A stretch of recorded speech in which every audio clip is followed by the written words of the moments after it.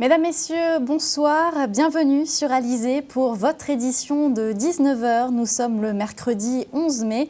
Voici les titres qui seront développés dans notre journal. Les eaux de Guadeloupe sont de plus en plus pauvres en poissons, un bien triste constat dressé par les scientifiques et les pêcheurs. Cap Excellence s'emploie à attirer les porteurs de projets sur son territoire. Dans cette édition, nous verrons également les solutions apportées aux entreprises en difficulté. Les jeunes footballeurs du Stade de la Mantinois volent de succès en succès. 2 d'entre eux vont tenter l'aventure professionnelle. Gros plan sur un club formateur. Le journal, Aurélie Ronze. Et en fin de journal, on parlera de musique avec notre invitée ce soir, Mirella Toussaint, chanteuse guadeloupéenne qui vient notamment de participer à l'émission The Voice sur TF1. Mais avant, une histoire que la rédaction d'Alizé a souhaité mettre en avant ce soir, l'histoire de Patrick Divial. Ce commerçant de Dé a tout perdu le 19 avril dernier. Son magasin de souvenirs situé dans le bourg est parti en fumée. Le jour du sinistre, une chaîne de solidarité a immédiatement été mise en place. Éric Pommier l'a rencontré. Ce commerçant de Dé se souviendra longtemps du 19 avril 2016, jour noir pour ce jeune Déésien qui a vu partir en fumée, impuissant, sa petite boutique de souvenirs. Et donc, revenir sur les lieux du sinistre est toujours délicat, même après un mois. Le jour de l'incendie, j'étais présent. Ça a été très difficile parce que j'ai assisté un peu avant l'arrivée des pompiers aux flammes qui sortaient de partout. Voilà. Et c'était vraiment très dur. J'ai dû essayer d'épuiser... J'ai dû essayer de trouver de l'énergie pour tenir le coup face à cet événement qui me touchait là. Et c'est vrai qu'il n'y a pas de mots, il n'y a pas vraiment de mots pour qualifier vraiment ce qu'on ressent. Une déficience électrique pourrait être à l'origine de ce sinistre selon les premiers éléments de l'enquête. Patrick Divial, quoi qu'il en soit, ne peut aujourd'hui que constater les lourds dégâts car toute la surface de 50 mètres carrés a été brûlée. Il ne reste plus rien. Patrick Divial s'est installé à son compte en 2011 dans cette petite rue du centre-ville. Cette boutique, c'est toute sa vie et des années de labeur. Il y a passé toutes ses économies, 9 000 € pour monter sa petite affaire avec son frère. Patrick Divial est marié, père de famille et aujourd'hui démuni, contraint d'accepter cette pesante réalité. Mais dans son cauchemar, cet homme de 43 ans n'est pas seul, puisque dès le sinistre, toute une machine de solidarité s'est mise en place, une réactivité dont Cyriane Makiaba est à l'origine. J'ai lancé un SMS par le biais des réseaux sociaux et j'ai eu vraiment tout le monde autour de moi. Nous sommes à peu près une vingtaine de personnes. Il y a des amis, il y a des parents, il y a des membres d'associations. Oui. Il le fallait parce que c'était difficile. Face au malheur, on n'a pas toujours les mots, mais mener une action de solidarité prouve bien qu'on est là, qu'on est autour de lui, qu'on le soutient. Ce jeune commerçant tente de garder la tête haute, car le plus dur reste à venir pour vite rebondir. Les démarches administratives, c'est un véritable parcours du combattant qui commence. Patrick Divial sait que c'est le prix à payer pour retrouver une vie normale et surtout une activité qui lui tient à cœur. Ce que j'ai apprécié en lui, c'est sa dignité. Devant le malheur, il est resté digne, il est resté debout, il est resté droit. Et il a suscité justement auprès de la population, son attitude a suscité auprès de la population un courant de solidarité et c'est ce que je retiens de ce drame qu'il est en train de vivre. Il faudrait qu'on regarde comment on l'accompagne pour que son activité reprenne au plus vite. Dans la rue, pas un pas sans que le jeune Déésien ne soit interpellé. Patrick Divial est touché dans sa chair. Toute la population de la commune est derrière lui. C'est vrai que c'est un gars super et puis il faut tous qu'on s'entraide quoi. Donc, ça nous a beaucoup touchés, sachant qu'on sait que c'est un jeune, il démarre, il était déjà dedans, il avait déjà ses petites difficultés, mais là il est encore rentré plus en difficulté. Donc moi je demande à la population et tous ceux qui peuvent adhérer justement à ce message de soutien justement, à cette action de soutien justement pour pouvoir l'aider à remonter son entreprise, repartir de plus belle. Le jour même de l'incident, il y a eu un énorme élan de solidarité qui s'est créé autour de moi avec des commerçants, des habitants, des Déisiens. Et c'est ce qui m'a permis de tenir le coup. Et je tiens sincèrement et profondément à les remercier. Un repas de solidarité a d'ores et déjà été programmé le samedi 11 juin prochain à la maison de quartier de Riflette. Objectif, récolter un maximum de dons. Patrick Divial est touché par autant d'empathie, mais il est conscient qu'une telle initiative est synonyme pour sa petite famille et lui d'un sérieux tremplin pour un nouveau départ dans la vie. Un mot de justice à présent avec l'affaire entre la présidente de la CASBT, Lucette Michaud-Chevry, et le préfet de région. Le juge des référés du tribunal administratif a rejeté aujourd'hui la requête de la présidente de la communauté d'agglomération du Sud Basse-Terre. On le rappelle, elle contestait un mandatement d'office du préfet portant sur une somme de 2,5 millions d'euros, un montant relatif à une station d'épuration construite par la SEM-Samar. Le jugement ne serait pas définitif puisque la légalité de cet arrêté sera étudié avant la fin de l'année. Prenons le large à présent. Le milieu marin s'appauvrit en Guadeloupe. Un constat fait maintenant depuis plusieurs années par de nombreuses associations. Lancée en 2013, l'opération Zoé a permis de récolter 43 000 larves de poissons. Objectif donc repeupler le milieu marin de la Caraïbe. Un milieu dégradé sous l'effet de la surpêche ou encore des pollutions d'origine humaine. Le reportage de Johan Charpentier-Titi. Qu'ils soient pêcheurs ou scientifiques, un même constat, il y a de moins en moins de poissons dans les eaux caribéennes. Une véritable crise écologique qui n'est pas sans conséquences. Il y a quelques années, une famille vivait avec 10 nasses. Aujourd'hui, plus personne ne vit avec 100 nasses. Donc il faut être conscient de ça, qu'aujourd'hui, la pêche est en grand danger, juste du fait qu'il n'y a plus de poissons. Le projet Zoé prend alors tout son sens. YMER, l'initiative guadeloupéenne pour la restauration des écosystèmes marins, a lancé cette vaste opération de récolte de larves de poissons et d'élevage en 2013, avec à terme l'objectif de repeupler le milieu marin de la Caraïbe, un travail qui intéresse tout particulièrement les pêcheurs et sans qui il n'aurait pas été possible. Quand moi j'ai adhéré personnellement, c'était pour savoir exactement ce qui se passe dans nos eaux, qu'est-ce qu'on a comme poisson, le renouvellement de certaines espèces, et par rapport aux différents courants, ce qu'on peut avoir ou non. Si pour l'heure, la mission Zoé est une réussite, avec environ 43 000 poissons récoltés, soit 36 familles et 76 espèces différentes, d'autres étapes sont au programme. Il faudra notamment vérifier si les poissons élevés en captivité retrouveront leur instinct en milieu naturel. La suite, là, c'est pêcher plus.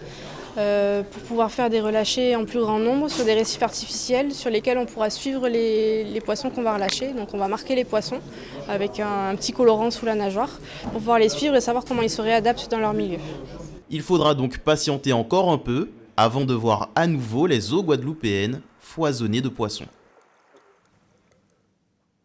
Au chapitre social, la grève à la caisse des écoles de Bémao a pris fin. Le syndicat UTC-UGTG a trouvé un accord hier lors d'une rencontre en fin de journée avec le maire. Ils ont notamment obtenu une augmentation des tickets resto. La reprise donc du travail est effective depuis ce matin. Tout devrait rentrer dans l'ordre demain dans les cantines de Bémao.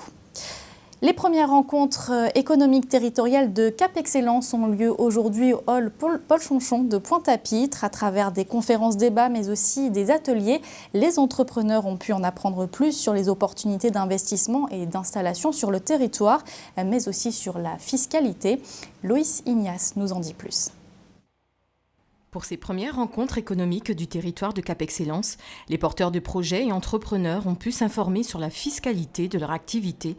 De nombreux chefs d'entreprise connaissent des difficultés liées à une fiscalité parfois écrasante.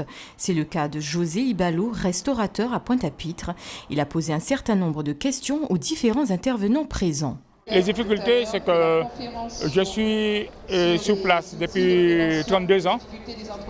Et par rapport à le déménagement de la CAF, de la Poste à côté de chez moi et la fermeture du centre des arts, j'ai eu d'une manière une baisse de chiffre d'affaires et j'ai demandé aux impôts un moyen d'exonération.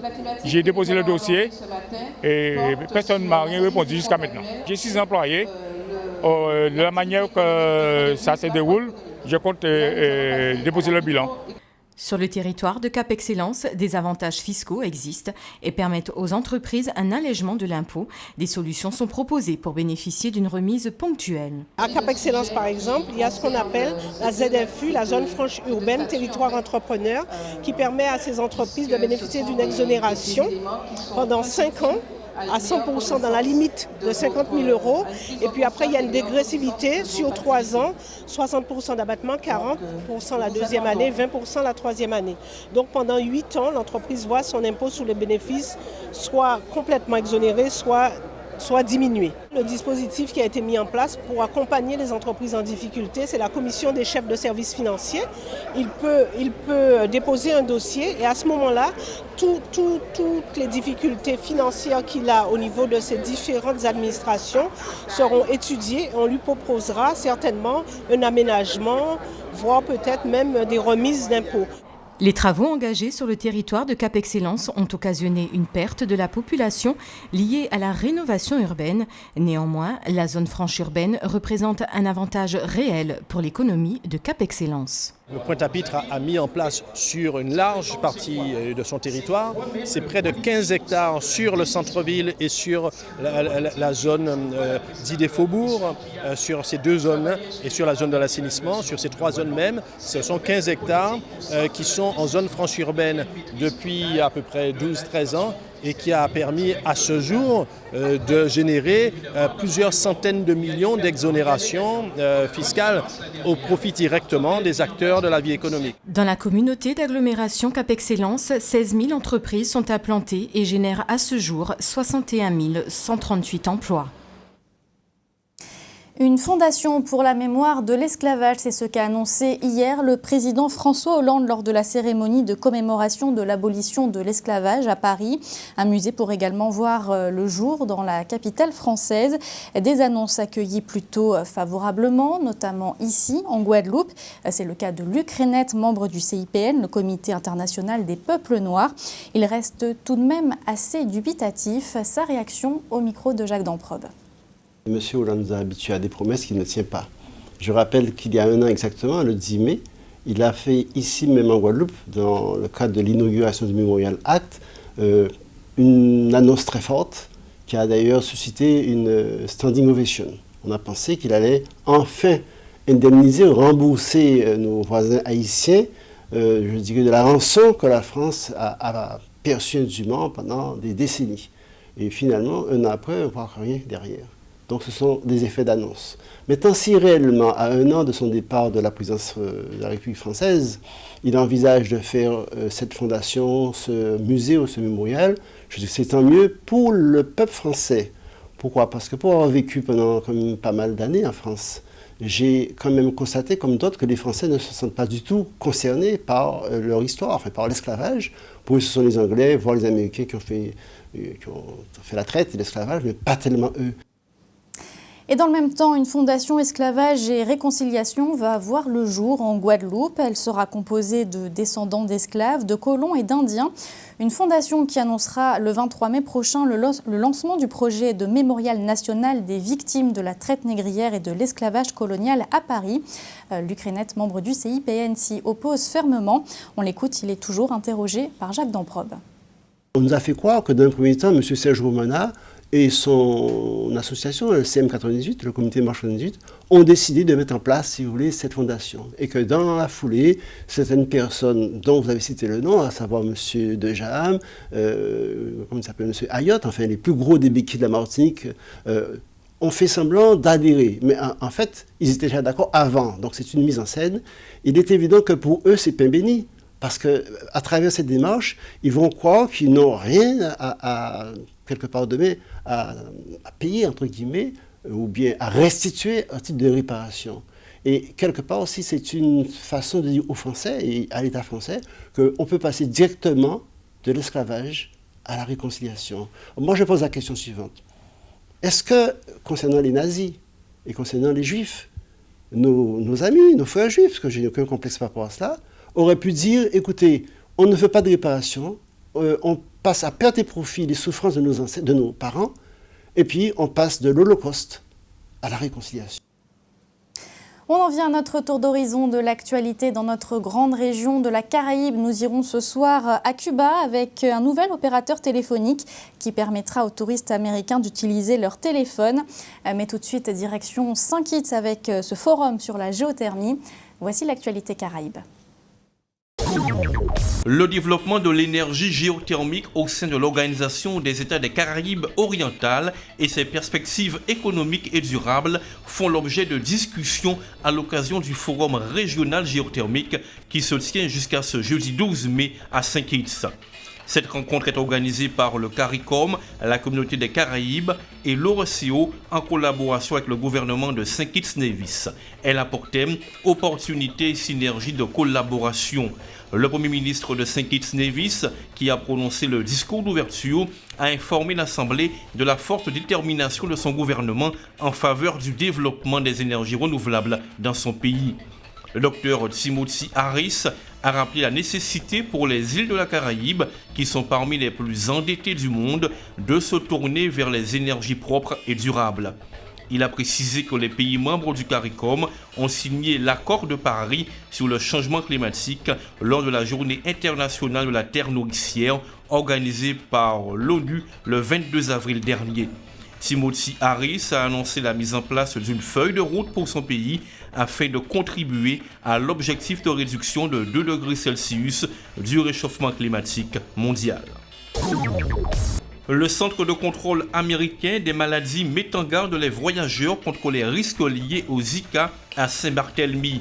L'île au tourisme de luxe subit de plein fouet la communication intensive des services sanitaires américains qui recommandent aux femmes enceintes de ne pas se rendre sur l'île française et à tout autre voyageur de différer le voyage. Le CDC précise que le virus peut également être propagé par contact sexuel avec les voyageurs qui reviennent malades et invite les femmes enceintes qui ont un partenaire masculin qui vit ou a voyagé à Saint-Barthélemy d'utiliser des préservatifs ou de ne pas avoir tout simplement de relations sexuelles pendant la durée de la grossesse. T-Mobile a signé une interconnexion et un accord d'itinérance avec la société de télécommunications cubaine Empresa de Telecomunicaciones de Cuba. Cet accord permet à T-Mobile d'ouvrir les communications entre les États-Unis et la Grande Île. Les voyageurs américains désireux de se rendre à Cuba auront alors la possibilité d'utiliser leur téléphone mobile dès cet été. Il s'agit également d'un accord historique en matière de télécommunications entre les États-Unis et un territoire encore soumis à l'embargo. Plus d'un tiers des clients américains d'origine cubaine ont un abonnement avec T-Mobile. Ce serait donc pour cette raison que le gouvernement cubain a ouvert une partie de son marché à l'opérateur. Retour en Guadeloupe, journée porte ouverte aujourd'hui au CAGI, objectif pour le Centre d'analyse géopolitique internationale, faire découvrir la filière sciences politiques de l'Université des Antilles, une filière qui va de la première année de licence jusqu'au doctorat et que nous présente Marion Bordier. C'est attentivement qu'une quinzaine d'étudiants suivent la formation de la filière sciences politiques du CAGI, le Centre d'analyse géopolitique internationale. Licence, master et doctorat traitent de questions locales, régionales, nationales et internationales, aussi bien au niveau politique que social ou économique. J'ai entendu parler de cette filière qui était justement qui était une filière d'excellence, en tout cas dans tout ce qui était politique caribéenne. Et sachant que je voulais justement rester dans la zone Caraïbe, j'ai été très intéressée par poursuivre mes études ici. Je la recommande en tout cas à tous ceux qui veulent faire de la science politique et qui n'ont pas forcément envie de partir à l'étranger pour ce faire. Le droit occupe également une place majeure dans l'enseignement, notamment les 2 premières années de formation. La 3e année est synonyme de spécialisation, avec une solide formation juridique, une préparation au concours, davantage de sciences politiques ou encore une ouverture sur la Caraïbe. Un programme qui séduit les étudiants. Je viens de Finlande et en Finlande j'ai étudié la langue française et le sciences politiques justement, et aujourd'hui je suis venue ici pour savoir un peu ce qu'il y a comme des possibilités peut-être en niveau de master. Le Master 1 jongle entre politique comparée et relations internationales, tout comme la licence. Il ne peut accueillir qu'une quinzaine d'élèves. Pour le Master 2, il s'agit d'une vingtaine. Qualifié de professionnel, ce dernier est axé sur la coopération internationale et le développement, les critères de sélection, la volonté, bien au-delà des résultats scolaires. Il y a en général, si vous voulez, une trentaine qui postulent et on retient entre 15 et 20 étudiants, sur la base bien sûr de leurs résultats, mais les étudiants motivés parfois sont souvent meilleurs une fois qu'ils ont choisi vraiment de faire la discipline. La filière sciences politiques du KJ semble allier parfaitement méthodologie et culture générale, un bon point pour se lancer dans la vie active. On va parler de sport maintenant avec du football et tout d'abord la qualification de l'AJ Saintoise pour les demi-finales de la Coupe de Guadeloupe de football. C'était hier soir. Les Saintois ont éliminé les Abimiens de la Jeunesse Évolution sur le score de 3-2. Foot toujours avec les jeunes U13 du stade Lamantinois, champions anti-Guyane. Ils défendront d'ailleurs les couleurs de notre région début juin à Cap-Breton lors du tournoi national. Il faut dire que plusieurs de ces jeunes ont déjà signé des engagements avec de grands centres de formation situés en métropole. Yann Charpentier-Titi, justement, a suivi hier un de leurs entraînements. Son reportage. Oui. Allez, la prise de balle. Oui, allez, ça doit aller plus vite. Allez, l'enchaînement, allez. Contrôle passe, on y va plus vite là, oui. Tout de suite Gabriel. Au stade Lamantinois, ce sont les jeunes qui font parler d'eux. Champions anti-Guyane des moins de 13 ans, ils défendront les couleurs des Dômes au tournoi national à Cap-Breton. Le fruit d'un travail de formation mis en place il y a 5 ans par les dirigeants et les éducateurs. Tout le projet qu'on a mis en place depuis plusieurs années, c'était justement de former le mieux possible nos jeunes joueurs et de les garder afin qu'ils puissent intégrer l'équipe senior. Et pour les plus jeunes, voir la possibilité pour eux de pouvoir intégrer le CREPS et par la suite des centres de formation. Nous, ce qu'on regarde déjà, c'est le contenu, le comportement des enfants. Après, les résultats, c'est la cerise sur le gâteau. Allez, lève la tête, prends l'information, allez, on y va. 2 touches de balle, les gars, 2 touches de balle. Allez, prise de balle vers le joueur. Descendez sous les appuis, Des jeunes si prometteurs que 2 d'entre eux ont d'ores et déjà signé des accords de non-sollicitation avec des clubs professionnels français. De quoi inspirer fierté, mais aussi inquiétude chez les parents. C'est assez impressionnant parce qu'il est très jeune. Et donc du coup, au début, on se demande comment ça va se passer. Parce que nous, il faut qu'on soit là derrière pour l'accompagner dans son rêve, parce qu'il veut devenir footballeur professionnel et dans ses projets. Et donc moi, je suis là surtout pour l'accompagner, pour lui dire que je serai là pour lui. Ce qui nous fait peur, son papa et moi, c'est qu'il doit pouvoir suivre aussi bien au football qu'à l'école. Donc s'il n'a pas un bon niveau à l'école, c'est clair qu'il ne pourra pas continuer le foot. Mais les futurs pensionnaires des centres de formation de Lyon et Lens croient en leurs rêves. Les mamans, elles sont toujours comme ça. Moi, je ne m'inquiète pas, mais... Enfin, pas que je ne m'inquiète pas, mais j'espère que je vais y arriver. Parce que ma mère, elle croit que je vais... Quand on va arriver en France, elle croit que je vais tout balancer. Elle va croire que je veux arrêter le foot, mais je ne pense pas. Avec une bonne dose de lucidité sur le chemin qui les attend, malgré une insouciance naturelle. C'est là que le travail a commencé, ce sera très dur. Il faudra garder le niveau scolaire et footballistique et continuer pour la tenir. Et garder le cap et continuer à travailler. J'aime bien dribbler, percuter, mais j'ai aussi beaucoup de défauts à améliorer. Et finalement, c'est peut-être leur entraîneur qui en parle le mieux. Ce sont 2 gros talents, honnêtement, ce sont 2 gros potentiels. Rémi qui a signé à Lens, c'est un joueur qui est très fin techniquement et très rapide. Et lui, Alexandre, c'est un très très bon attaquant, finisseur, il aime se bagarrer. Et moi, je leur fais confiance. Lacazette, Lemar, Coco et pourquoi pas demain Merabli et Labo, tant que le plaisir reste le maître mot. Après le football, comme promis, on va parler de musique. Elle est originaire de Basse-Terre, elle n'a pas encore 30 ans et a pourtant un CV déjà impressionnant.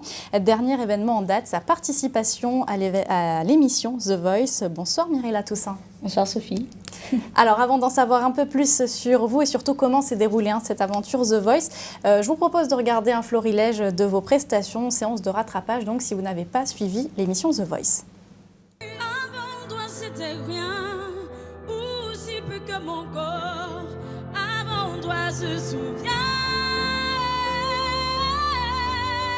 de cet ressentiment. You shut it out, but I can hear what you say. I'm talking loud, not saying words.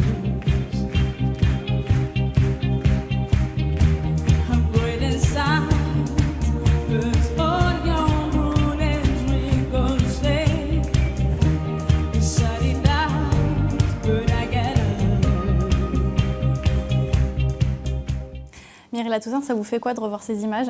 Ça fait énormément plaisir et à la fois bizarre, avec le recul de revoir ces images, mais ça fait plaisir. Alors, vous baignez depuis toute petite dans l'univers musical, avec notamment votre papa, qui est professeur de musique et professeur de chant. J'imagine que c'est comme ça que vous est venue cette passion pour la musique, pour le chant ? Totalement. Totalement. J'ai essayé de faire autre chose, mais ça m'a rattrapée. Oui, j'imagine que vous avez appris à chanter presque avant de parler, en fait. Je crois que c'est ça. Oui, c'est ça, exactement. Alors, parlez-nous un petit peu de votre parcours. Alors, mon parcours musical est très, très simple. Mon parcours professionnel est très, très simple. Donc, je suis, comme vous l'avez dit, née dans une famille de musiciens. Je suis partie à l'âge de 18 ans à Paris pour faire un conservatoire de chant lyrique. Après, j'ai fait un cabaret de musique internationale pendant 10 ans. Et avec ce cabaret, on faisait des galas dans le monde, notamment au Maroc. Et j'ai décidé de rester au Maroc. Donc ça fait 4 ans que je travaille au Maroc et 1 an et demi que j'y habite. Et je suis toujours en train de chanter, danser. J'ai fait notamment des comédies musicales aussi. Et là, je suis en train de préparer mon projet. Vous avez été à New York aussi, vous avez eu une expérience à New York. Totalement, pour mon école de cinéma. Alors, comment vous êtes venue justement à participer à The Voice ? Comment ça s'est passé ?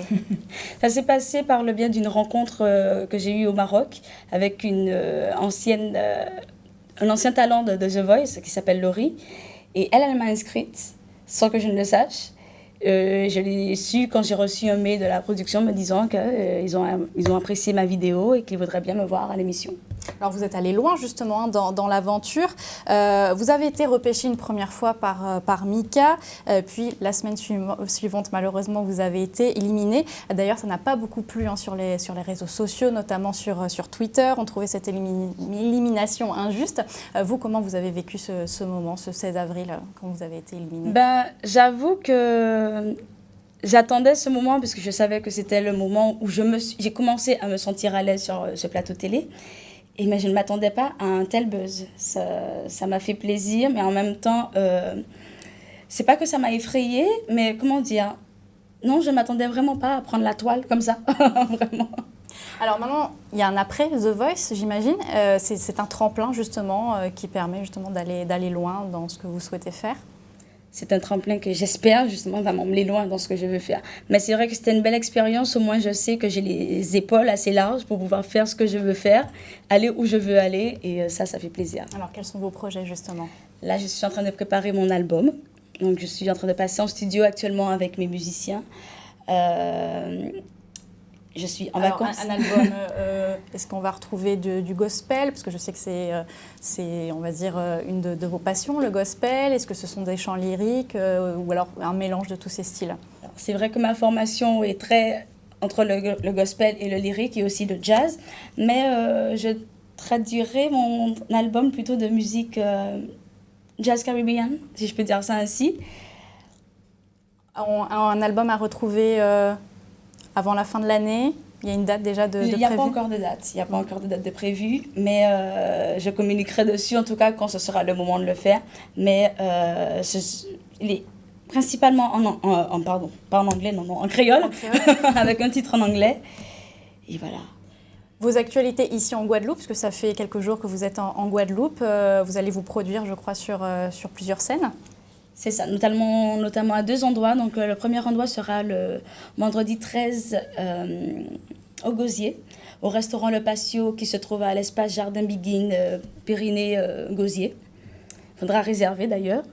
Et deuxièmement, le lundi 16, sur le festival Terre de Blues à Marie-Galante. D'accord, donc là vous allez faire vos compositions En grosse partie, je serai accompagnée donc de Frédéric Caracas, et j'ai présenté aussi quelques compos. Alors Mirella Toussaint, c'est la tradition sur ce plateau, quand un artiste vient, on lui demande à chaque fois de chanter une petite chanson, donc vous n'allez pas y couper, est-ce que vous pouvez un petit peu nous... Écoutez, je vais vous chanter un petit extrait de mon single qui s'appelle Petit en moins. On vous écoute. L'envoi où c'est, on maman pour tout mi-temps. La vie pas toujours éveille. Moi te v'lais, faites tout ça avec vous. Bon Dieu, songez plan aïe. Ou toujours annoncer en moins. Ou toujours annoncer en moins. Merci Mirella Toussaint d'avoir accepté notre invitation Merci ce soir et bonne continuation. Merci beaucoup. Avant de se quitter, on va faire le point sur vos conditions météo pour demain matin en Guadeloupe. Et c'est un temps humide qui vous attend puisque des averses sont annoncées sur l'ensemble du territoire. Il y aura tout de même quelques brèves éclaircies. Les températures seront comprises entre 24 et 27 degrés dans la matinée. C'était le journal d'Alizé. Merci de votre fidélité. Dans quelques instants, vous allez retrouver votre rubrique sportive Minute Sport d'Éric Pommier, puis l'actualité nationale et internationale. Votre soirée sur Alizé, E égale MC, suivie de votre émission The Island. Pour ma part, je vous donne rendez-vous demain dès 12h30 pour votre édition locale et régionale. Très bonne soirée sur Alizé.